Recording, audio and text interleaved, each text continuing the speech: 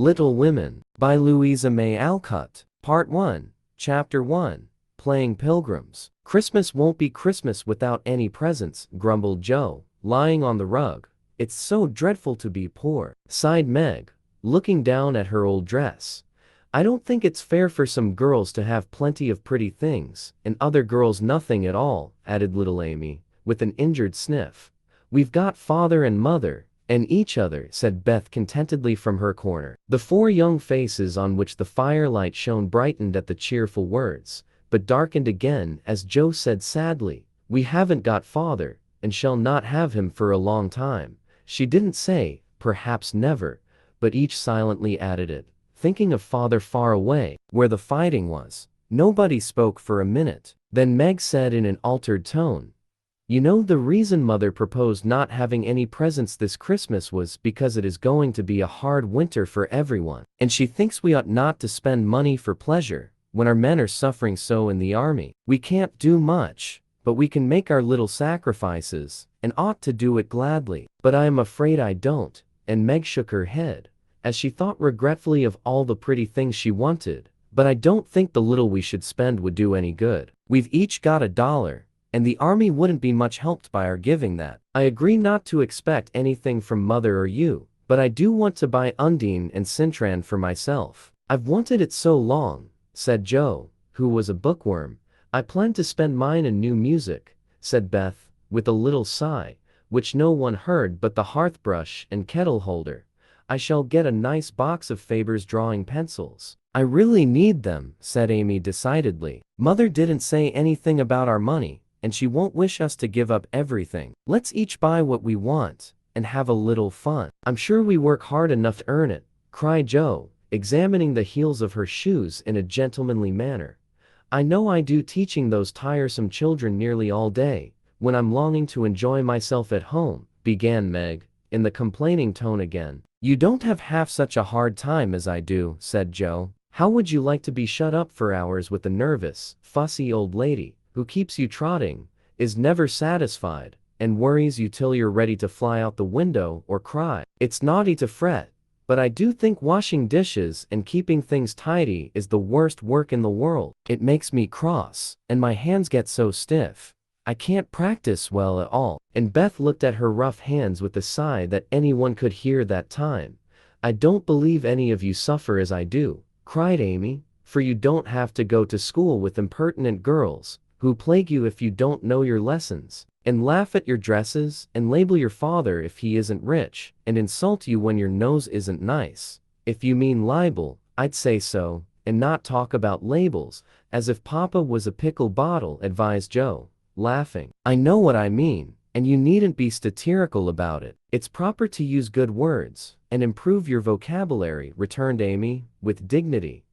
Don't peck at one another, children. Don't you wish we had the money Papa lost when we were little, Joe? Dear me, how happy and good we'd be if we had no worries, said Meg, who could remember better times. You said the other day you thought we were a deal happier than the King children, for they were fighting and fretting all the time, in spite of their money. So I did, Beth. Well, I think we are, for though we do have to work, we make fun of ourselves, and are a pretty jolly set, as Joe would say. Joe does use such slang words, observed Amy, with a reproving look at the long figure stretched on the rug. Joe immediately sat up, put her hands in her pockets, and began to whistle. Don't, Joe. It's so boyish. That's why I do it. I detest rude, unladylike girls. I hate affected, niminy-piminy chits. Birds in their little nests agree, sang Beth, the peacemaker, with such a funny face that both sharp voices softened to a laugh, and the pecking ended for that time.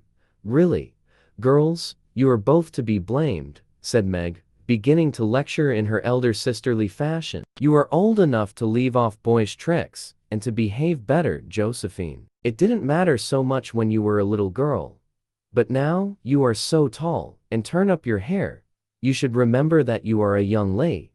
I'm not, and if turning up my hair makes me one, I'll wear it in 2 tails till I'm 20. Cried Joe, pulling off her net, and shaking down a chestnut mane. I hate to think I've got to grow up, and be Miss March, and wear long gowns, and look as prim as a china. Aster, it's bad enough to be a girl anyway, when I like boys' games, and work, and manners. I can't get over my disappointment in not being a boy, and it's worse than ever now, for I'm dying to go and fight with Papa, and I can only stay home and knit, like a poky old woman. And Jo shook the blue army sock till the needles rattled like castanets, and her ball bounded across the room. Poor Jo. It's too bad, but it can't be helped. So you must try to be contented with making your name boyish, and playing brother to us girls, said Beth, stroking the rough head with a hand that all the dishwashing and dusting in the world could not make ungentle in its touch. As for you, Amy, continued Meg,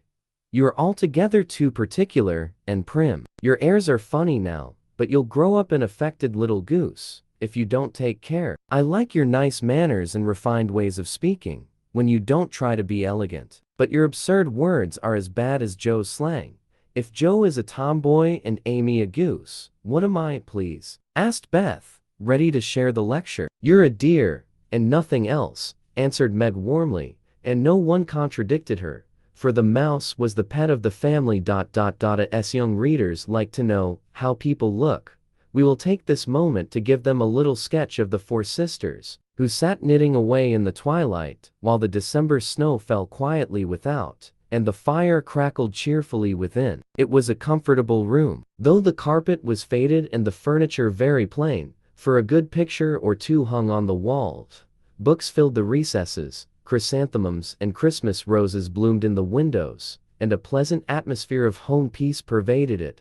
Margaret, the eldest of the four, was 16, and very pretty, being plump and fair, with large eyes, plenty of soft brown hair, a sweet mouth, and white hands, of which she was rather vain. 15-year-old Jo was very tall, thin, and brown, and reminded one of a colt, for she never seemed to know what to do with her long limbs, which were very much in her way. She had a decided mouth, a comical nose, and sharp, gray eyes, which appeared to see everything, and were by turns fierce, funny, or thoughtful. Her long, thick hair was her one beauty, but it was usually bundled into a net, to be out of her way. Round shoulders had Jo, big hands and feet, a flyaway look to her clothes, and the uncomfortable appearance of a girl who was rapidly shooting up into a woman and didn't like it. Elizabeth, or Beth, as everyone called her, was a rosy, smooth-haired, bright-eyed girl of 13,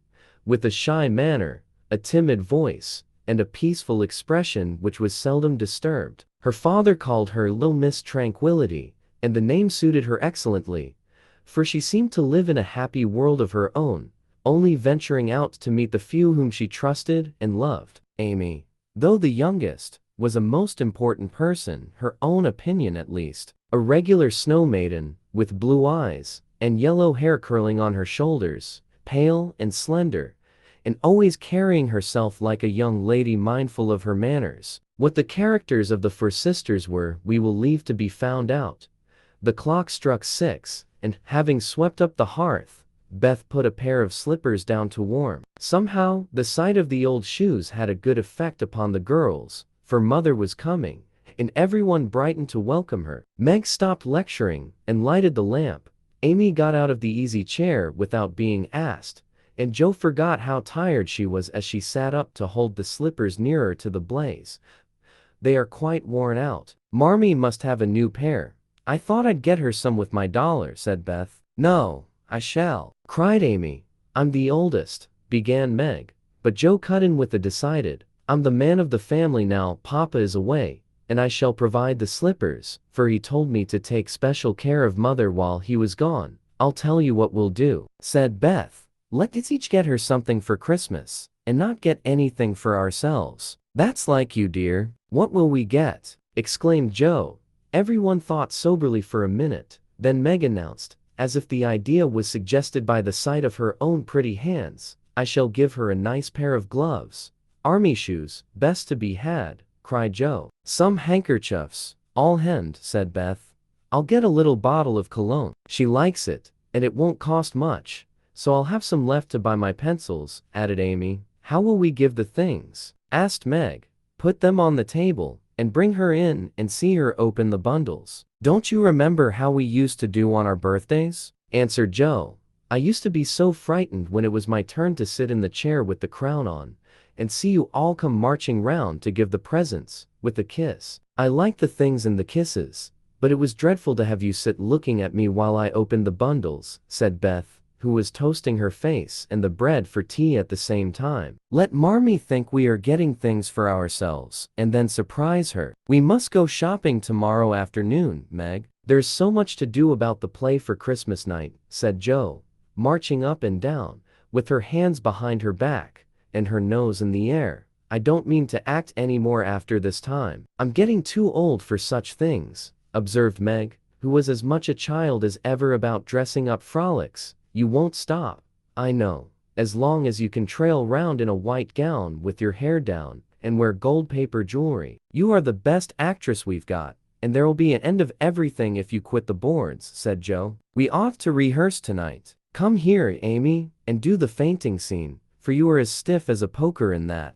I can't help it. I never saw anyone faint, and I don't choose to make myself all black and blue, tumbling flat as you do. If I can go down easily, I'll drop. If I can't, I shall fall into a chair and be graceful. I don't care if Hugo does come at me with a pistol, returned Amy, who was not gifted with dramatic power, but was chosen because she was small enough to be borne out shrieking by the villain of the piece. Do it this way. Clasp your hands so, and stagger across the room, crying frantically, Roderigo, save me, and away went Joe, with a melodramatic scream, which was truly thrilling. Amy followed, but she poked her hands out stiffly before her, and jerked herself along as if she went by machinery, and her ow was more suggestive of pins being run into her than of fear and anguish. Joe gave a despairing groan, and Meg laughed outright, while Beth let her bread burn as she watched the fun with interest. It's no use. Do the best you can when the time comes, and if the audience laughs, don't blame me. Come on, Meg. Then things went smoothly, for Don Pedro defied the world in a speech of 2 pages without a single break. Hagar, the witch, chanted an awful incantation over her kettle full of simmering toads, with weird effect. Roderigo rent his chains asunder manfully, and Hugo died in agonies of remorse and arsenic, with a wild, ha, ha. It's the best we've had yet, said Meg, as the dead villain sat up and rubbed his elbows. I don't see how you can write and act such splendid things, Joe. You're a regular Shakespeare, exclaimed Beth, who firmly believed that her sisters were gifted with wonderful genius in all things. Not quite, replied Joe modestly. I do think The Witch's Curse, an operatic tragedy, is rather a nice thing, but I'd like to try Macbeth, if we only had a trapdoor for Banquo. I always wanted to do the killing part. Is that a dagger that I see before me? Muttered Joe, rolling her eyes and clutching at the air, as she had seen a famous tragedian do. No, it's the toasting fork, with Mother's shoe on it instead of the bread. Beth stage struck, cried Meg, and the rehearsal ended in a general burst of laughter. Glad to find you so merry, my girls, said a cheery voice at the door, and actors and audience turned to welcome a tall, motherly lady with a "Can I help you" look about her, which was truly delightful. She was not elegantly dressed, but a noble-looking woman, and the girls thought the gray cloak and unfashionable bonnet covered the most splendid mother in the world. Well, dearies, how have you got on today? There was so much to do, getting the boxes ready to go tomorrow, that I didn't come home to dinner. Has anyone called, Beth? How is your cold, Meg? Joe, you look tired to death. Come and kiss me, baby.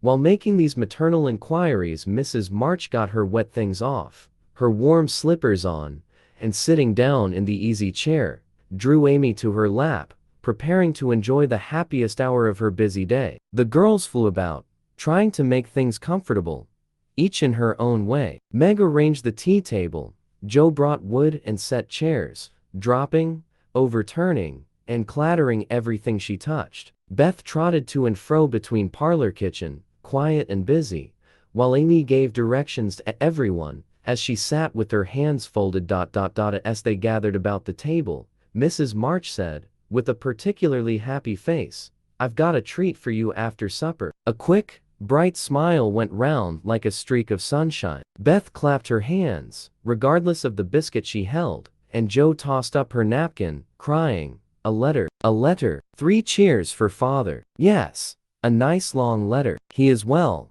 and thinks he shall get through the cold season better than we feared. He sends all sorts of loving wishes for Christmas, and an especial message to you girls," said Mrs. March, patting her pocket as if she had got a treasure there. "Hurry and get done. Don't stop to quirk your little finger and simper over your plate, Amy," cried Jo, choking on her tea and dropping her bread, butter side down, on the carpet in her haste to get at the treat. Beth ate no more, but crept away to sit in her shadowy corner and brood over the delight to come, till the others were ready. "I think it was so splendid in father to go as chaplain when he was too old to be drafted, and not strong enough for a soldier," said Meg warmly. "Don't I wish I could go as a drummer, a vivin what's its name, or a nurse, so I could be near him and help him," exclaimed Jo, with a groan. "It must be very disagreeable to sleep in a tent, and eat all sorts of bad-tasting things, and drink out of a tin mug," sighed Amy. "When will he come home, Marmee?" asked Beth, with a little quiver in her voice. "Not for many months, dear, unless he is sick. He will stay and do his work faithfully as long as he can, and we won't ask for him back a minute sooner than he can be spared. Now come and hear the letter." They all drew to the fire, Mother in the big chair with Beth at her feet, Meg and Amy perched on either arm of the chair, and Jo leaning on the back, where no one would see any sign of emotion if the letter should happen to be touching. Very few letters were written in those hard times that were not touching, especially those which fathers sent home. In this one little was said of the hardships endured, the dangers faced, or the homesickness conquered. It was a cheerful, hopeful letter, full of lively descriptions of camp life, marches, and military news, and only at the end did the writer's heart overflow with fatherly love and longing for the little girls at home. "Give them all of my dear love and a kiss. Tell them I think of them by day, pray for them by night, and find my best comfort in their affection at all times. A year seems very long to wait before I see them, but remind them that while we wait we may all work, so that these hard days need not be wasted. I know they will remember all I said to them, that they will be loving children to you, will do their duty faithfully, fight their bosom enemies bravely, and conquer themselves so beautifully that when I come back to them I may be fonder and prouder than ever of my little women." Everybody sniffed when they came to that part. Jo wasn't ashamed of the great tear that dropped off the end of her nose, and Amy never minded the rumpling of her curls as she hid her face on her mother's shoulder and sobbed out, "I am a selfish girl, but I'll truly try to be better, so he mayn't be disappointed in me by and by." "We all will," cried Meg. "I think too much of my looks and hate to work, but won't any more, if I can help it. I'll try and be what he loves to call me, a little woman, and not be rough and wild, but do my duty here instead of wanting to be somewhere else," said Jo, thinking that keeping her temper at home was a much harder task than facing a rebel or two down south. Beth said nothing, but wiped away her tears with the blue army sock, and began to knit with all her might, losing no time in doing the duty that lay nearest her, while she resolved in her quiet little soul to be all that father hoped to find her when the year brought round the happy coming home. Mrs. March broke the silence that followed Jo's words, by saying in her cheery voice, "Do you remember how you used to play Pilgrim's Progress when you were little things? Nothing delighted you more than to have me tie my piece bags on your backs for burdens, give you hats and sticks and rolls of paper, and let you travel through the house from the cellar, which was the city of destruction, up, to the housetop, where you had all the lovely things you could collect to make a celestial city. What fun it was, especially going by the lions, fighting Apollyon, and passing through the valley where the hobgoblins were," said Jo. "I like the place where the bundles fell off and tumbled downstairs," said Meg. "I don't remember much about it, except that I was afraid of the cellar and the dark entry, and always liked the cake and milk we had up at the top. If I wasn't too old for such things, I'd rather like to play it over again," said Amy, who began to talk of renouncing childish things at the mature age of 12. "We never are too old for this, my dear, because it is a play we are playing all the time in one way or another. Our burdens are here, Our road is before us, and the longing for goodness and happiness is the guide that leads us through many troubles and mistakes to the peace which is a true celestial city. Now, my little pilgrims, suppose you begin again, not in play, but in earnest, and see how far on you can get before father comes home. Really, mother? Where are our bundles? Asked Amy, who was a very literal young lady. Each of you told what your burden was just now, except Beth. I rather think she hasn't got any, said her mother. Yes, I have. Mine is dishes and dusters, and envying girls with nice pianos, and being afraid of people.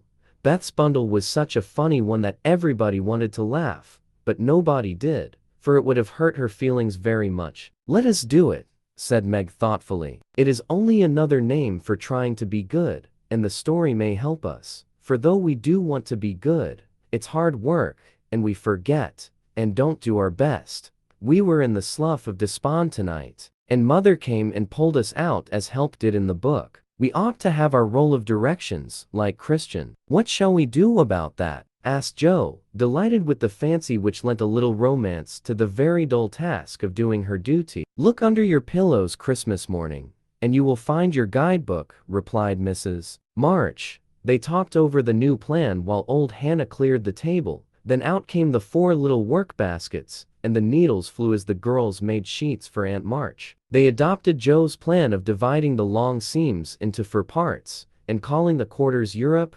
Asia, Africa, and America, and in that way got on capitally, especially when they talked about the different countries as they stitched their way through them. At T9, they stopped work, and sang, as usual, before they went to bed. No one but Beth could get much music out of the old piano, but she had a way of softly touching the yellow keys and making a pleasant accompaniment to the simple songs they sang. Meg had a voice like a flute, and she and her mother led the little choir. Amy chirped like a cricket, and Joe wandered through the airs at her own sweet will, always coming out at the wrong place with a croak or a quaver that spoiled the most pensive tune. They had always done this, from the time they could lisp.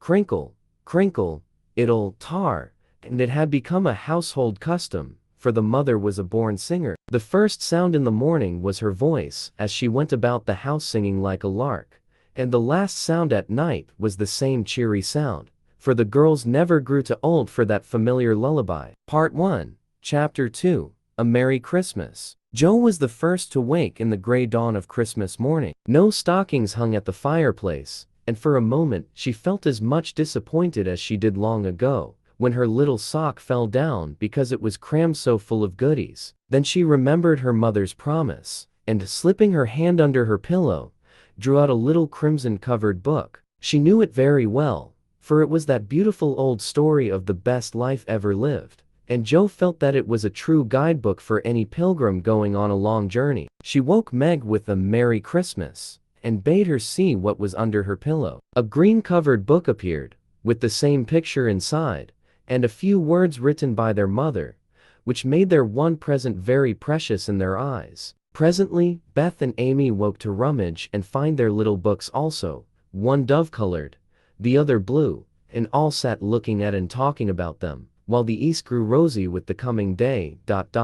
In spite of her small vanities, Margaret had a sweet and pious nature, which unconsciously influenced her sisters, especially Joe, who loved her very tenderly, and obeyed her, because her advice was so gently given. Girls, said Meg seriously, looking from the tumbled head beside her to the 2 little night-capped ones in the room beyond, Mother wants us to read and love and mind these books, and we must begin at once. We used to be faithful about it, but since Father went away, and all this war trouble unsettled us, we have neglected many things. You can do as you please, but I shall keep my book on the table here and read a little every morning as soon as I wake, for I know it will do me good and help me through the day. Then she opened her new book and began to read. Joe put her arm round her and, leaning cheek to cheek, read also, with the quiet expression so seldom seen on her restless face. How good Meg is! Come, Amy, let's do as they do. I'll help you with the hard words, and they'll explain things if we don't understand, whispered Beth, very much impressed by the pretty books and her sister's example. I'm glad mine is blue, said Amy. And then the rooms were very still while the pages were softly turned, and the winter sunshine crept in to touch the bright heads and serious faces with a Christmas greeting. "Where is Mother?" asked Meg, as she and Joe ran down to thank her for their gifts. Half an hour later, goodness only knows. Some poor creeter came a-beggin', and your ma went straight off to see what was needed. There never was such a woman for givin' away victuals and drink, clothes and firin', replied Hannah, who had lived with the family since Meg was born, and was considered by them all more as a friend than a servant. "She will be back soon, I think, so fry your cakes, and have everything ready," said Meg, looking over the presents which were collected in a basket, and kept under the sofa, ready to be produced at the proper time. "Why, where is Amy's bottle of cologne?" she added, as the little flask did not appear. "She took it out a minute ago, and went off with it to put a ribbon on it, or some such notion," replied Joe, dancing about the room to take the first stiffness off the new army slippers. "How nice my handkerchiefs look, don't they? Hannah washed and ironed them for me, and I marked them all myself," said Beth, looking proudly at the somewhat uneven letters which had cost her such labor. "Bless the child, she's gone and put Mother on them instead of M. March. How funny," cried Joe, taking one up. "Isn't that right? I thought it was better to do it so, because Meg's initials are M, and I don't want anyone to use these but Marmee," said Beth, looking troubled. "It's all right, dear, and a very pretty idea, quite sensible too, for no one can ever mistake now. It will please her very much, I know," said Meg, with a frown for Joe and a smile for Beth. "There's Mother. Hide the basket, quick," cried Joe, as a door slammed and steps sounded in the hall. Amy came in hastily, and looked rather abashed when she saw her sisters all waiting for her. "Where have you been, and what are you hiding behind you?" asked Meg, surprised to see, by her hood and cloak, that lazy Amy had been out so early. "Don't laugh at me, Joe. I didn't mean anyone should know till the time came. I only meant to change the little bottle for a big one, and I gave all my money to get it, and I'm truly trying not to be selfish anymore. As she spoke, Amy showed the handsome flask which replaced the cheap one, and looked so earnest and humble in her little effort to forget herself that Meg hugged her on the spot, and Joe pronounced her a trump, while Beth ran to the window and picked her finest rose to ornament the stately bottle. "You see, I felt ashamed of my present, after reading and talking about being good this morning, so I ran round the corner and changed it the minute I was up, and I'm so glad, for mine is the handsomest now." Another bang of the street door sent the basket under the sofa, and the girls to the table, eager for breakfast. "Merry Christmas, Marmee." Many of them. "Thank you for our books. We read some, and mean to every day," they all cried in chorus. "Merry Christmas, little daughters. I'm glad you began at once, and hope you will keep on. But I want to say one word before we sit down. Not far away from here lies a poor woman with a little newborn baby. 6 children are huddled into one bed to keep from freezing, for they have no fire. There is nothing to eat over there, and the oldest boy came to tell me they were suffering hunger and cold. My girls, will you give them your breakfast as a Christmas present?" They were all unusually hungry, having waited nearly an hour, and for a minute no one spoke. "Only a minute," for Joe exclaimed impetuously. "I'm so glad you came before we began." "May I go and help carry the things to the poor little children?" asked Beth eagerly. "I shall take the cream and the muffins," added Amy, heroically giving up the article she most liked. Meg was already covering the buckwheats and piling the bread into one big plate. "I thought you'd do it," said Mrs. March, smiling as if satisfied. "You shall all go and help me, and when we come back we will have bread and milk for breakfast, and make it up at dinner time." They were soon ready, and the procession set out. Fortunately it was early, and they went through back streets, so few people saw them, and no one laughed at the queer party. A poor, bare, miserable room it was, with broken windows, no fire, ragged bedclothes, a sick mother, wailing baby, and a group of pale, hungry children cuddled under one old quilt, trying to keep warm. How the big eyes stared and the blue lips smiled as the girls went in. "Ach, mean Gott, it is good angels come to us," said the poor woman, crying for joy. "Funny angels in hoods and mittens," said Joe, and set them to laughing. In a few minutes, it really did seem as if kind spirits had been at work there. Hannah, who had carried wood, made a fire, and stopped up the broken panes with old hats and her own cloak. Mrs. March gave the mother tea and gruel, and comforted her with promises of help, while she dressed the little baby as tenderly as if it had been her own. The girls meantime spread the table, set the children round the fire, and fed them like so many hungry birds, laughing, talking, and trying to understand the funny broken English. Das ist gut, die Engel kinder, cried the poor things as they ate and warmed their purple hands at the comfortable blaze. The girls had never been called angel children before, and thought it very agreeable, especially Jo, who had been considered a Sanko ever since she was born. That was a very happy breakfast, though they didn't get any of it. And when they went away, leaving comfort behind, I think there were not in all the city 4 merrier people than the hungry little girls who gave away their breakfasts and contented themselves with bread and milk on Christmas morning. That's loving our neighbor better than ourselves, and I like it, said Meg, as they set out their presents while their mother was upstairs collecting clothes for the poor Hummels. Not a very splendid show, but there was a great deal of love done up in the few little bundles, and the tall vase of red roses, white chrysanthemums, and trailing vines, which stood in the middle, gave quite an elegant air to the table. She's coming. Strike up, Beth. Open the door, Amy. 3 cheers for Marmee, cried Jo, prancing about while Meg went to conduct Mother to the seat of honor. Beth played her gayest march, Amy threw open the door, and Meg enacted escort with great dignity. Mrs. March was both surprised and touched, and smiled with her eyes full, as she examined her presents, and read the little notes which accompanied them. The slippers went on at once, a new handkerchief was slipped into her pocket, well scented with Amy's cologne, the rose was fastened in her bosom, and the nice gloves were pronounced a perfect fit. There was a good deal of laughing and kissing and explaining, in the simple, loving fashion which makes these home festivals so pleasant at the time, so sweet to remember long afterward. And then all fell to work. The morning charities and ceremonies took so much time that the rest of the day was devoted to preparations for the evening festivities. Being still too young to go often to the theater,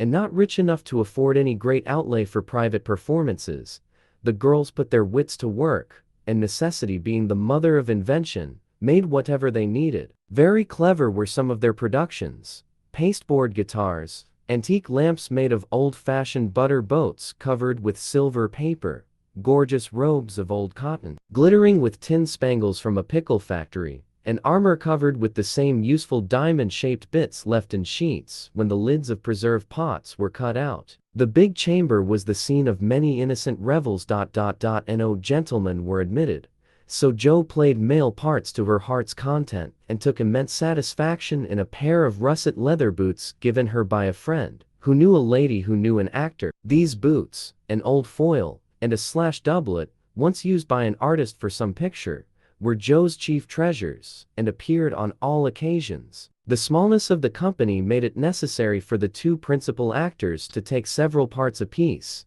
and they certainly deserved some credit for the hard work they did in learning 3 or 4 different parts, whisking in and out of various costumes, and managing the stage besides. It was excellent drill for their memories, a harmless amusement, and employed many hours which otherwise would have been idle, lonely, or spent in less profitable society. On Christmas night, a dozen girls piled onto the bed which was the dress circle, and sat before the blue and yellow chintz curtains in a most flattering state of expectancy. There was a good deal of rustling and whispering behind the curtain, a trifle of lamp smoke, and an occasional giggle from Amy, who was apt to get hysterical in the excitement of the moment. Presently, a bell sounded, the curtains flew apart, and the operatic tragedy began. A gloomy wood, according to the one playbill, was represented by a few shrubs in pots, green baize on the floor, and a cave in the distance. This cave was made with a clothes horse for a roof, bureaus for walls, and in it was a small furnace in full blast, with a black pot on it, and an old witch bending over it. The stage was dark, and the glow of the furnace had a fine effect, especially as real steam issued from the kettle when the witch took off the cover. A moment was allowed for the first thrill to subside, Then Hugo, the villain, stalked in with the clanking sword at his side, a slouching hat, black beard, mysterious cloak, and the boots. After pacing to and fro in much agitation, he struck his forehead, and burst out in a wild strain, singing of his hatred for Roderigo, his love for Zara, and his pleasing resolution to kill the one and win the other. The gruff tones of Hugo's voice, with an occasional shout, when his feelings overcame him, were very impressive, and the audience applauded the moment he paused for breath. Bowing with the air of one accustomed to public praise, he stole to the cavern, and ordered Hagar to come forth with the commanding, "What ho, minion, I need thee." Out came Meg, with gray horsehair hanging about her face, a red and black robe, a staff, and cabalistic signs upon her cloak. Hugo demanded a potion to make Zara adore him, and one to destroy Roderigo. Hagar, in a fine dramatic melody, promised both, and proceeded to call up the spirit who would bring the love philtre. "Hither, hither, from thy home, airy sprite, I bid thee come. Born of roses, fed on dew, charms and potions canst thou brew? Bring me here, with elfin speed, the fragrant philtre which I need.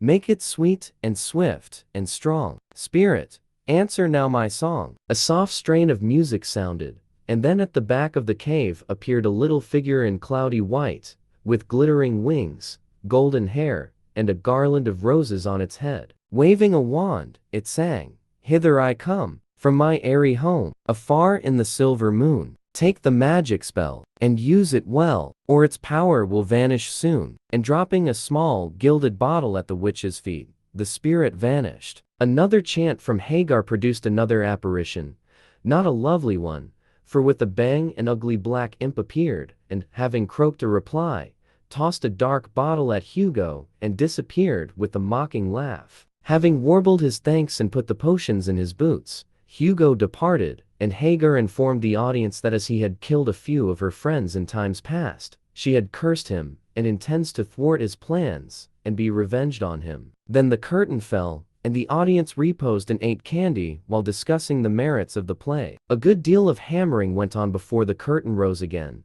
but when it became evident what a masterpiece of stage carpentry had been got up, no one murmured at the delay. It was truly superb. A tower rose to the ceiling. Halfway up appeared a window with a lamp burning in it, and behind the white curtain appeared Zara, in a lovely blue and silver dress, waiting for Roderigo. He came in gorgeous array, with plumed cap, red cloak, chestnut lovelocks, a guitar, and the boots, of course. Kneeling at the foot of the tower, he sang a serenade in melting tones. Zara replied, and after a musical dialogue, consented to fly. Then came the grand effect of the play. Roderigo produced a rope ladder, with 5 steps to it, threw up one end, and invited Zara to descend. Timidly she crept from her lattice, put her hand on Roderigo's shoulder, and was about to leap gracefully down when, alas, alas for Zara, she forgot her train. It caught in the window, the tower tottered,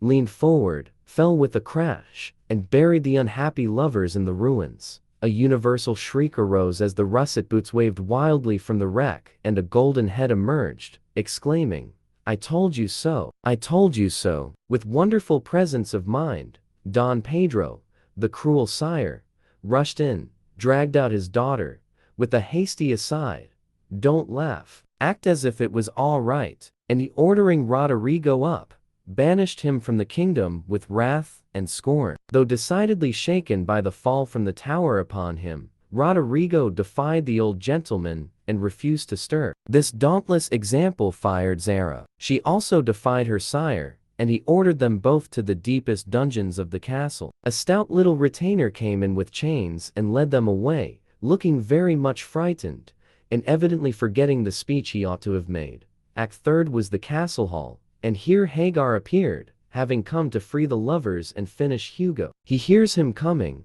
and hides, sees him put the potions into 2 cups of wine, and bid the timid little servant bear them to the captives in their cells, and tell them I shall come anon. The servant takes Hugo aside to tell him something, and Hagar changes the cups for 2 others, which are harmless. Ferdinando, the minion, carries them away, and Hagar puts back the cup which holds the poison meant for Roderigo. Hugo, getting thirsty after a long warble, drinks it, loses his wits, and after a good deal of clutching and stamping, falls flat and dies, while Hagar informs him what she has done, in a song of exquisite power and melody. This was a truly thrilling scene, though some persons might have thought that the sudden tumbling down of a quantity of long red hair rather marred the effect of the villain's death. He was called before the curtain, and with great propriety appeared, leading Hagar, whose singing was considered more wonderful than all the rest of the performance put together. Act fourth displayed the despairing Roderigo on the point of stabbing himself, because he has been told that Zara has deserted him. Just as the dagger is at his heart, a lovely song is sung under his window, informing him that Zara is true but in danger, and he can save her if he will. A key is thrown in, which unlocks the door, and in a spasm of rapture, he tears off his chains and rushes away to find and rescue his lady love. Act fifth opened with the stormy scene between Zara and Don Pedro. He wishes her to go into a convent, but she won't hear of it, and after a touching appeal, is about to faint when Roderigo dashes in and demands her hand. Don Pedro refuses, because he is not rich. They shout and gesticulate tremendously, but cannot agree, and Rodrigo is about to bear away the exhausted Zara, when the timid servant enters with a letter and a bag from Hagar, who has mysteriously disappeared. The latter informs the party that she bequeaths untold wealth to the young pair, and an awful doom to Don Pedro, if he doesn't make them happy. The bag is opened, and several quarts of tin money shower down upon the stage, till it is quite glorified with the glitter. This entirely softens the stern sire. He consents without a murmur. All join in a joyful chorus, and the curtain falls upon the lovers, kneeling to receive Don Pedro's blessing in attitudes of the most romantic grace. Tumultuous applause followed, but received an unexpected check, for the cot-bed, on which the dress circle was built, suddenly shut up and extinguished the enthusiastic audience. Roderigo and Don Pedro flew to the rescue, and all were taken out unhurt, though many were speechless with laughter. The excitement had hardly subsided when Hannah appeared, with Mrs. March's compliments, and would the ladies walk down to supper. This was a surprise even to the actors, and when they saw the table, they looked at one another in rapturous amazement. It was like Marmee to get up a little treat for them, but anything so fine as this was unheard of since the departed days of plenty. There was ice cream, actually 2 dishes of it, pink and white, and cake and fruit and distracting French bonbons, and, in the middle of the table, 4 great bouquets of hothouse flowers. It quite took their breath away, and they stared first at the table, and then at their mother, who looked as if she enjoyed it immensely. "Is it fairies?" asked Amy. "Santa Claus," said Beth. "Mother did it," and Meg smiled her sweetest. In spite of her gray beard and white eyebrows, Aunt March had a good fit and sent the supper, cried Joe, with a sudden inspiration. "All wrong. Old Mr. Lawrence sent it," replied Mrs. March. "The Lawrence boy's grandfather. What in the world put such a thing into his head?" "We don't know him," exclaimed Meg. "Hannah told one of his servants about your breakfast party. He is an odd old gentleman, but that pleased him. He knew my father years ago, and he sent me a polite note this afternoon, saying he hoped I would allow him to express his friendly feeling toward my children by sending them a few trifles in honor of the day. I could not refuse, and so you have a little feast at night to make up for the bread and milk breakfast. That boy put it into his head, I know he did. He's a capital fellow, and I wish we could get acquainted. He looks as if he'd like to know us, but he's bashful, and Meg is so prim she won't let me speak to him when we pass," said Joe as the plates went round, and the ice began to melt out of sight, with ohs and ahs of satisfaction. "You mean the people who live in the big house next door, don't you?" asked one of the girls. "My mother knows old Mr. Lawrence, but says he's very proud, and doesn't like to mix with his neighbors. He keeps his grandson shut up when he isn't riding or walking with his tutor, and makes him study very hard. We invited him to our party, but he didn't come. Mother says he's very nice, though he never speaks to us girls. Our cat ran away once, and he brought her back, and we talked over the fence, and we're getting on capitally, all about cricket, and so on, when he saw Meg coming, and walked off. "I mean to know him someday, for he needs fun." "I'm sure he does," said Joe decidedly. "I like his manners, and he looks like a little gentleman, so I've no objection to your knowing him, if a proper opportunity comes. He brought the flowers himself, and I should have asked him in, if I had been sure what was going on upstairs. He looked so wistful as he went away, hearing the frolic and evidently having none of his own. It's a mercy you didn't, Mother," laughed Joe, looking at her boots. "But we'll have another play sometime that he can see. Perhaps he'll help act. Wouldn't that be jolly? I never had such a fine bouquet before. How pretty it is." And Meg examined her flowers with great interest. "They are lovely, but Beth's roses are sweeter to me," said Mrs. March, smelling the half-dead posy in her belt. Beth nestled up to her and whispered softly, "I wish I could send my bunch to Father. I'm afraid he isn't having such a Merry Christmas as we are."